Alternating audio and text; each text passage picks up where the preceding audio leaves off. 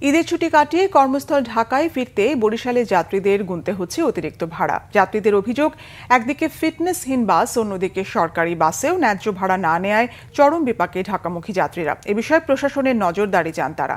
বরিশাল থেকে শাহিন হাসানের রিপোর্ট। ঈদ শেষ হলেও কমেনি ঢাকামুখী যাত্রীদের ভোগান্তি। বিআরটিসিতে বরিশাল থেকে ঢাকায় আসতে এসি বাসে নেওয়া হচ্ছে জনপ্রতি ৬০০ টাকা। আর এসব বাস পরিচালনা করছে স্থানীয় কিছু যুবক। ঢাকা এবং অন্যান্য জেলার বিআরটিসি ডিপো থেকে বাস এনে প্রতিদিন ১০ থেকে ১৫টি বাস অতিরিক্ত ভাড়ায় পরিচালনা করা হচ্ছে ঢাকা বরিশাল রুটে। এর বাইরে মালিক সমিতির লোকাল বাসেও বাড়তি ভাড়া আদায় করা হচ্ছে। টিকিট ৭০০ করে কাটা হয়েছে। ৭০০ টাকা করে কাটছেন? হ্যাঁ। এমনিতে ঈদের আগে কত করে কাটেন? ৫০০ টাকা করে। এখন বেশি দিলে কত? ২০০। বাধ্য হয়ে দিতে হয়েছে। কেন বাধ্য হলেন? যারা চাইছে না যে আমার তো চাইতে হবে। আমাদের তো কালকে অফিস খোলা না, আমাদের তো বাধ্য হয়ে যাইতে হবে। ৫০০ টাকার ভাড়া ৬০০ ৭০০ এরকমের রাখে, কিন্তু আমাদের যাওয়াই লাগবে। সরকারি গাড়ি তো আমাদের থেকে আরো কম নেওয়া উচিত। আর লোকাল গাড়ি কি করবে? ৫৬৫ টাকা সরকারি ভাড়া। ৫৬৫? জি। আপনি ৭০০ টাকা করে নিচ্ছেন? ৭০০ টাকা গাড়ি আবার খালি আসছে তো তার কারণে ভাই। অন্যদিকে বরিশাল বিআরটিসি ডিপো থেকে ছেড়ে যাওয়া বাসগুলোও চলছে ফিটনেসবিহীন অবস্থায়।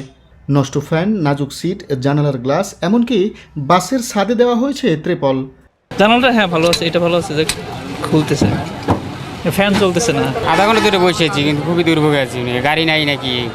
গাড়ি নাই, সিট কোথা থেকে দেবে? স্থানীয় এসব অবৈধ আয়োজকরা বলছে যাত্রীপ্রতি ৬০০ টাকা আদায় করে ৫৫০ টাকা বিআরটিসিকে দিতে হয়, বাকি ৫০ টাকা করে তাদের লাভ। আর ড্রাইভারদের অজুহাত, বেতনের বাইরে তারা কিছু পান না। এখানে মনে হয় উঠাচ্ছে, মনে হয় স্থানীয় লোক ছাড়া এখানে যাত্রী উঠাইতে দিচ্ছে না এবং পার্কিং করতেও দিচ্ছে না। ওদের কাছে আমাদের কন্ট্যাক্ট নেওয়া, তো তোমাদের আমরা এই কোটি টাকা দিব, আমাদের এই কোটি টাকা দিবা, ঠিক আছে? আমরা ধরেন ২-৩টা গাড়ি আনছি ভাইয়া। বিআরটিসি দেবেন কত? ভাই বিএসির কারণ আমরা ৫৫০ টাকা করে দিই আমরা, ঠিক আছে? ৫৫০ আমরা ৫০ টাকা করে মাথা পিছিয়ে রাখি ভাই। ডাকতেছি, কেন আপনার কাজ করতেছি। আপনি এটা কি কাজ করতেছি না, কিছু না। আমি এই যে লোক ডাকতেছি, আপনি দায়িত্ব নিয়েছেন? এটা দায়িত্বও না, এই যে লোক ডাকার দায়িত্ব আমাদের। মালিক সমিতি বলছে ঢাকা থেকে খালি গাড়ি ফেরত আসায় ভাড়া বেশি নেয় তারা, কিন্তু বিআরটিসি অবৈধ গাড়ি নামিয়ে অতিরিক্ত টাকা নেয় কেন? আর বিআরটিসি বলছে তাদের অনুমতি না নিয়ে অন্য ডিপোর বাস চলাচলের বিষয়টি কেন্দ্রকে জানানো হয়েছে।